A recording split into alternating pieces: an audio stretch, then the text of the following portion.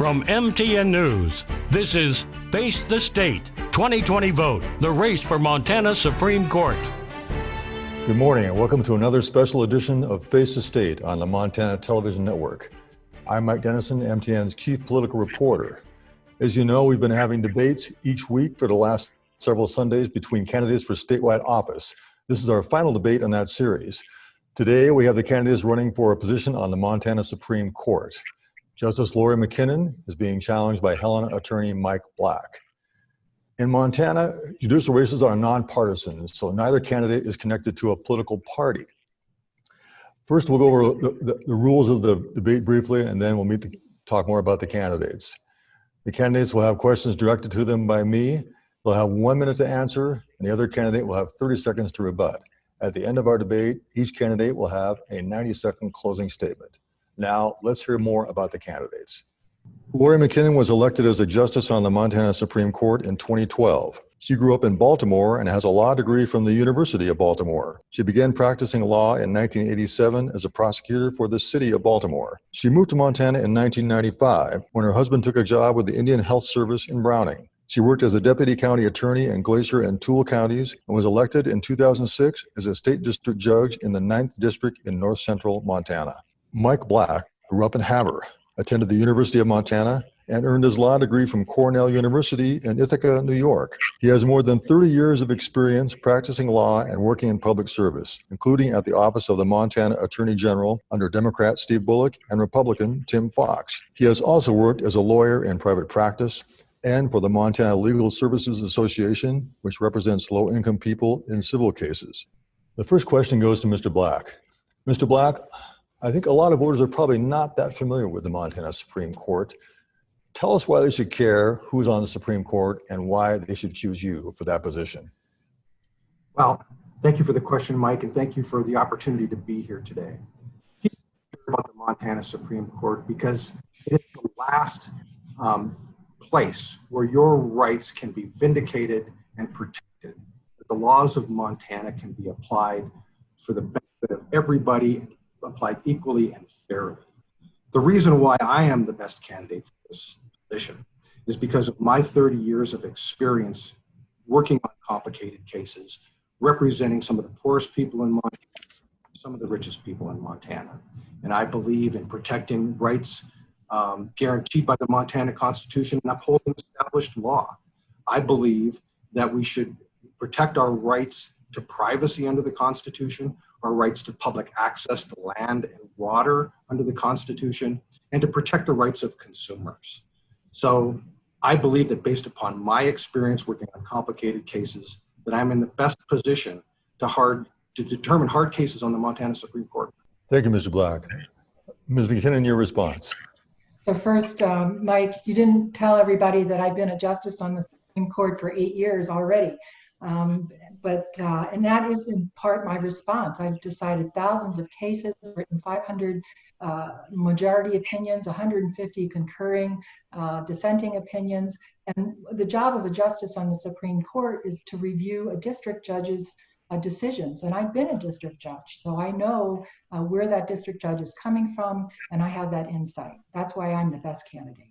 The next question goes to Ms. McKinnon. Let's expand a little bit on your answer that you just gave us about why voters should choose you to serve another 8 years on the Supreme Court. As you said, you've been on there for 8 years. Why should they say, let's give you another term on the court? The past 8 years has been a true honor to serve Montana. I have worked tirelessly and faithfully, upheld the Montana Constitution, a very special constitution, the constitutional rights in that, and followed the rule of law. I've certainly carried my weight on the court, as I indicated, 500, close to 500 majority decisions and another 150 dissenting and concurring opinions. And I will say that my oath is to the citizens of Montana. And so when I am convinced that the court has gone astray with respect to the rule of law or is not upholding a constitutional right, my position asks me to write those and concurring opinions. A lot of work. But that I love, and it's work that benefits Montana in terms of, not only writing good majority opinions, but establishing areas of law that maybe we should be looking at, and there should be some evolution in the law. Mr. Black, your response. Well, I'll respond at first with respect to my qualifications. I've worked on some of the most complicated lawsuits in Montana over the last 30 years, and I've fought against some of the best lawyers in Montana during that time almost every day. It's my job in those cases to figure out the facts and figure out what the law is and what it should be. And I believe I can do that. And Justice McKinnon, even though she has authored a number of opinions, she's also authored opinions that are dissents that are opposing public access to public streams and opposing the right to choose of women in Montana. And those are questions that I think are going to come up again and again. Thank you, Mr. Black. The next question goes to you. Just taking up a little bit on what you just mentioned there. You've said that in your campaign that Justice McKinnon has made some decisions that show a political or personal preference. I'm just wondering, what decisions are you talking about? What could you point to that would back up this charge? I think that Lori McKinnon was elected with the help of dark money because of her bias against public uses with respect to property. When public uses come up against other property rights, she has consistently ruled against property rights or public rights to use property with respect to access.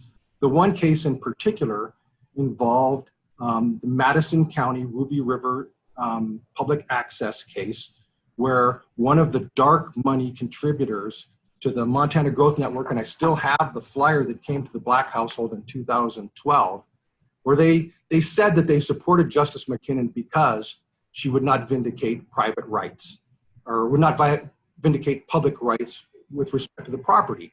And we all know that, Mr. James Cox Kennedy, who was a party to that case, never disclosed that he gave $100,000 to this dark money group. And my question to Justice McKinnon is, what did you do to find out who gave money to that group after you were elected? Ms. McKinnon, I'm sure you'd like to respond. Well, there's first of all, I'd have to say that was a 5-2 decision. I had no idea who the owner of the property was. I don't look at that when I decide a case. I look at the positions of the parties in terms of their arguments and what the law is. That was a straight up easement decision on prescriptive easements. It's never been cited for the principles that are in it. So and to suggest that my vote was bought by dark money, I had no association at all with the independent expenditures that came into the election in 2012. And Mr. Black is implying that my vote was bought as a sitting justice. That's a pretty strong accusation to make. Thank you. The next question goes to Ms. McKinnon. Ms. McKinnon, you've been on the court for 8 years. You've authored or been parts of many, many decisions. I'm wondering if there are a decision or two that you would point to that really defines your judicial philosophy or your approach to the law and deciding what to do. So I'd have to say the one that comes to mind right off the bat is the Espinoza decision, which just came back from the United States Supreme Court. I authored that decision. I believe that and had cited constitutional authority from Montana that the no aid provision to religious schools was absolute, and that Montana had a unique no aid provision that didn't allow any type of payment, indirect. And so I navigated that decision through only Montana law, and through that very small amount of give between the first in the Establishment Clause and the Free Exercise Clause. And it was unique to Montana history and unique to Montana's Constitution. Unfortunately, the Supreme Court did not accept the Montana Supreme Court's views on our Constitution. Thank you. Mr. Black, your response? Well, I want to go back to the public access case because I had a question for Justice McKinnon she didn't respond to. And under the rules regarding judicial conduct, you're supposed to avoid the appearance of impropriety. So after you were elected and had hundreds of thousands of dollars of support from the Montana Growth Network, what did you do to try and figure out who were the contributors to the Montana Growth Network? So when they come in front of the court, as Mr. James Cox Kennedy did, you could address that, because we know that he did not inform the court what he did illegally to help you get elected. That's the question I have. Thank you. I'm going to divert a little bit from our format here and let Ms. McKinnon respond to that question. So it's very important that we are careful about disenfranchising a vote. And what Mr. Black is doing is questioning the legitimacy of my 2012 election 8 years ago. Now, I won that election because in my mind, and I have had a lot of jury trial experience, presided over a lot of jury trials, and I'm always impressed with the common sense vote that they make. I won that election. I had the most judicial experience of either candidate, and I had the endorsement from the Billings Gazette, and I had no association with the dark money, no control over the independent expenditures, and I don't believe that I was elected through Montana Growth Network's injection of money into that race. I believe that the people of Montana understood who was the most qualified candidate. So I don't have to answer to why I didn't look up who was supporting Montana Growth Network at the time the case was made. I had no idea. The next question goes to Mr. Black. Mr. Black, when I look at the campaign contributors, of course, this is a nonpartisan race, but I notice in your contribution, there are a lot of Democrats giving to you and other people as well. And the donors to Ms. McKinnon tend to be conservatives. I'm wondering if that's anything voters should consider when they're deciding who to choose here. First of all, I don't know the political party of anybody who's contributed to my campaign. There's probably a couple of people who serve for public office who have contributed, but political parties have nothing to do with this. I am a nonpartisan candidate. I don't believe that your political or personal biases should have anything to do with what you do on the court. Anybody who comes before the court comes there as a citizen of the state of Montana or from some other state. I fought under both attorney generals for free and fair elections. I fought actually for nonpartisan elections in judicial races all the way to the United States Supreme Court. So I don't think that who contributes to what campaign has any bearing on whether or not a justice would be partisan or nonpartisan. I think you should look at the particular justices or attorneys' record on the kind of cases they work on to figure out what kind of qualifications they have and what kind of justice they would be. Ms. McKinnon, your response. I'm not sure what I'm responding to, Mike. Okay, so that's fine. The next question goes to Ms. McKinnon. Ms. McKinnon, you said during your campaign that one of your principles is upholding the rule of law. What does that mean exactly? Isn't it a justice's job to decide whether the law is applied correctly? So I think probably the best answer to that is to describe my judicial philosophy. The Constitution is the absolute goldstone to if you have a constitutional question, that's what's driving the inquiry. If a statute, for instance, is constitutionally challenged, then we have to look at whether the Constitution has been violated. If it has not been challenged constitutionally, and there's law applied to interpret it, then we're enforcing that statute because it's unconstitutional, and the rule of law then controls how we are looking at that precedent and what we are doing. So, I think that the first thing is always the Constitution, whether there's constitutional rights implicated. The second is following the rule of law so that we're consistent, and that we also recognize the significance of a collective body of thinking, which doesn't only include the court that we're presently composed with, but also the courts previous. And in that way, the structure of government and the judiciary protects against aberrant decisions, against large changes in the law, because we follow that rule of law. Mr. Black, your response. Well, I believe that two things that Justice McKinnon I firmly agree with. That is that on constitutional questions, the court needs to be consistent and that you need to follow precedent. And one of the things that is at top of mind right now is with the death of Justice Ruth Bader Ginsburg, what will be the result respect to a woman's right to choose in Montana. And I want to assure women that if I'm on the court, it's settled law that under the Montana constitutional right to privacy, your right to choose will be protected. I don't believe that Justice McKinnon shares that view based upon her dissent in the Weems case, but I encourage her to address that and assure the women of Montana that their right to choose will be protected under the Montana Constitution. Thank you, Mr. Black. From Roe versus Wade. Mr. Black, the next question goes to you. Of course, in Montana, we have an overcrowded prison system. The court deals with lots of criminal cases, yet we still also have a crime problem in the state. What would you do, or what have you done to try to address these problems? Well, certainly the position of a Supreme Court justice is to make sure that with respect to trial court proceedings, that the rules of evidence are followed, that constitutional protections are followed, and that sentencing is legal.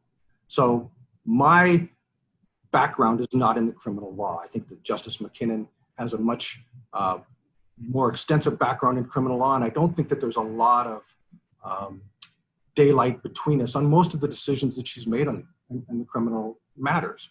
What I can say is, at least with respect to one troubling aspect of our system with respect to incarceration of folks, is that Native Americans are incarcerated at a far higher rate than most other folks in Montana.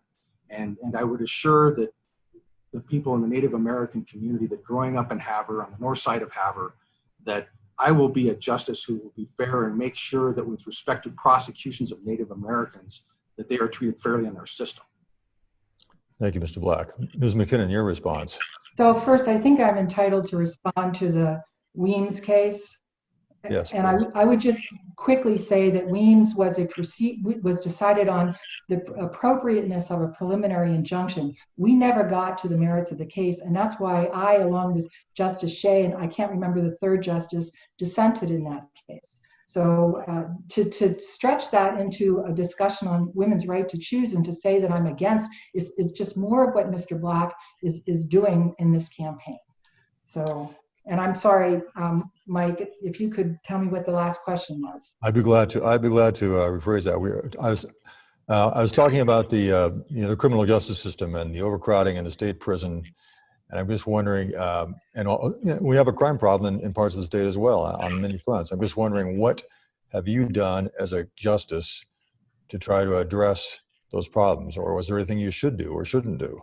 Absolutely. I'm a judicial liaison officer with the ABA and NHTSA. One of the things that we're looking at in Montana is to more appropriately deal with the Native American population in drinking and driving cases by offering intoxilizers and ignition interlock devices so that they can get out of jail and be monitored. The Native American population, I'm involved with Justice Gustafson, looking at exactly what those numbers are in terms of increased incarceration and basically ensuring that Montana addresses issues of equality of justice.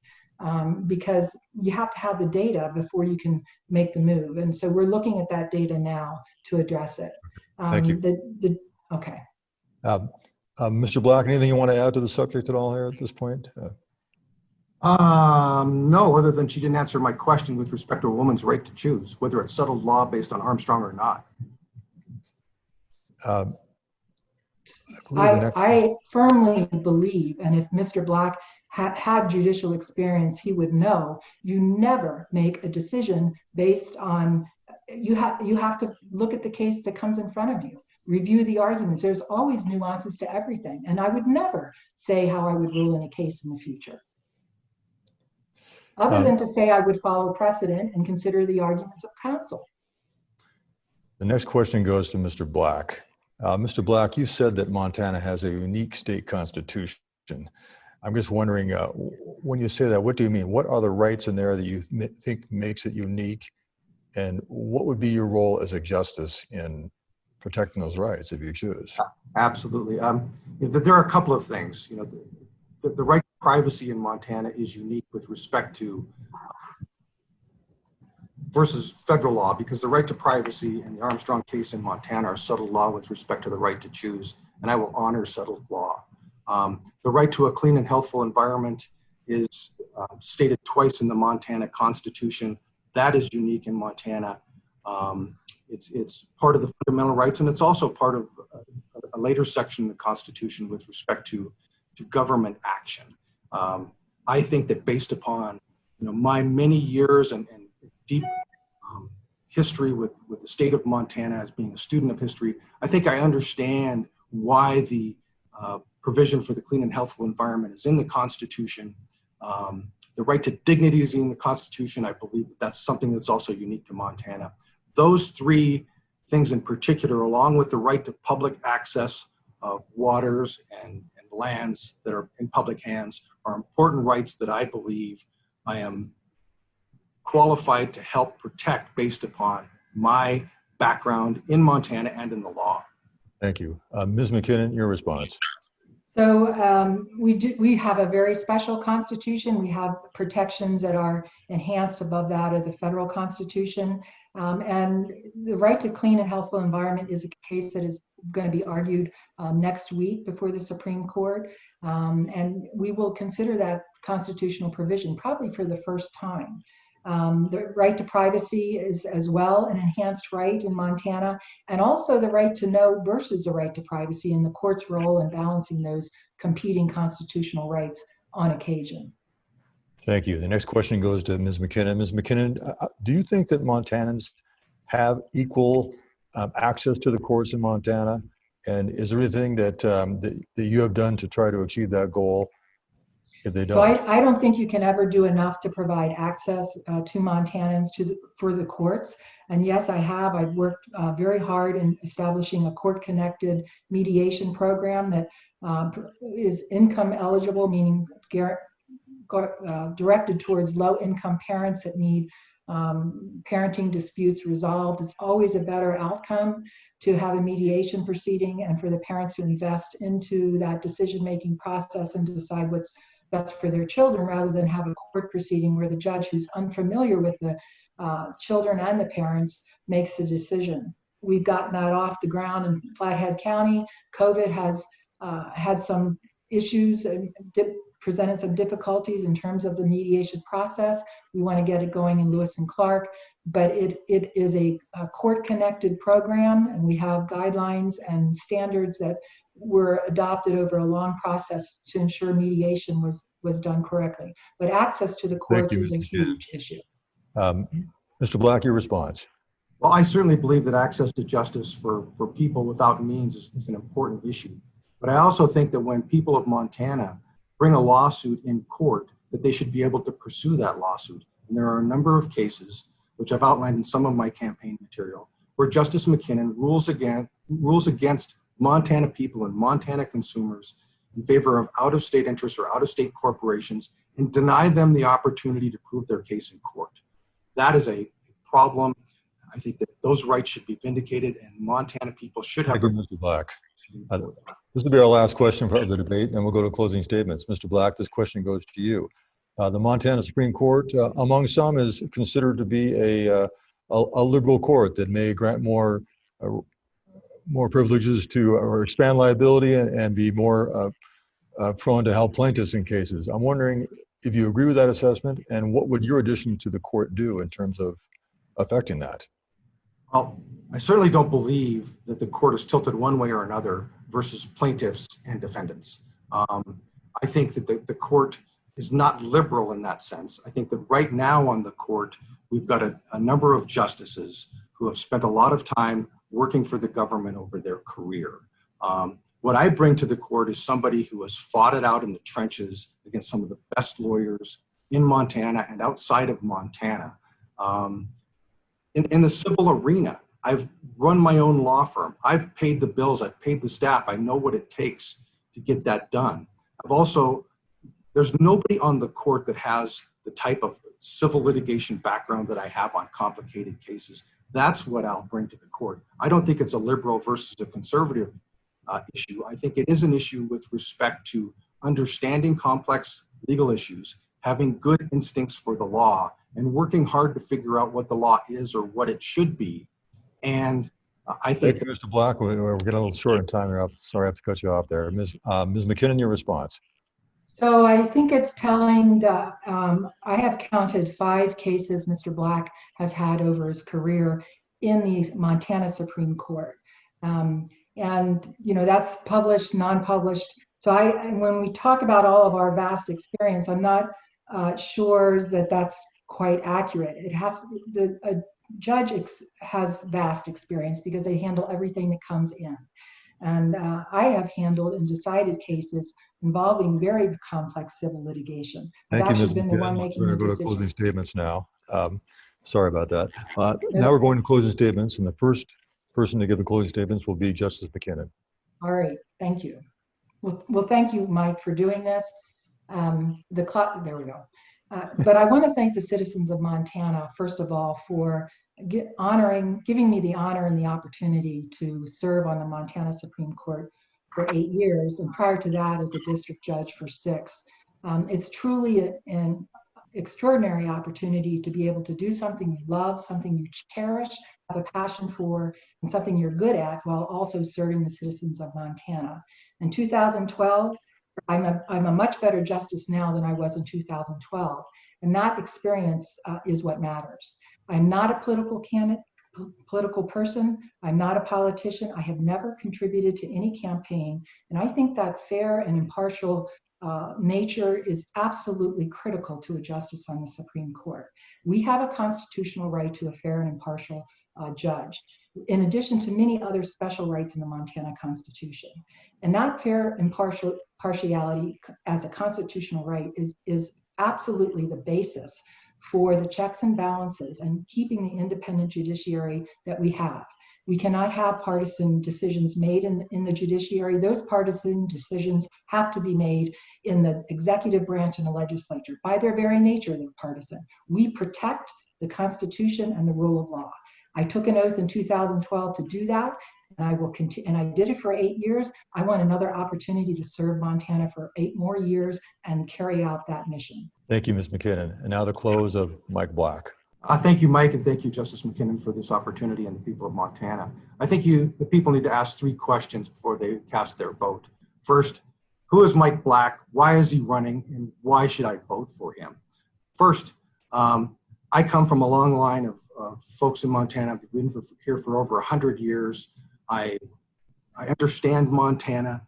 I come from homesteaders and railroaders. I worked for the attorney generals of both parties. I'm a nonpartisan person. I've worked hard for everything I've ever achieved, and I'm ready to work hard for the people of Montana. Why am I running for this office? It's because Justice McKinnon last year said that she was going to retire and move to North Carolina. And a number of prominent lawyers and judges encouraged me to run. Justice McKinnon, in fact, bought a home in North Carolina on 30 acres. According to a contract that's publicly recorded, she promised that she would live there for at least a year and only recently put it up for sale. I'm not going anywhere. I have worked hard on complicated cases for my entire career. I understand what hard work means, and there's nobody on that court who will outwork me. I have been endorsed by 5 retired Supreme Court justices, and a number of other retired judges and justices support my campaign. Why? Because they know my history, they know Justice McKinnon's history. I think they're in a unique position to judge who should be on the court. I would appreciate everybody's vote, and I want everybody who has a question to contact me directly if they have any further questions. And thank you for this opportunity. That wraps up our show for this morning. I'd like to thank you for joining us here on Face the State. We've been having a debate between the Supreme Court candidates, Justice Lori McKinnon and Helena Attorney Mike Black. I'd like to thank them both for joining us this morning, and thank you for joining us on Face the State. I'm Mike Dennison for the Montana Television Network.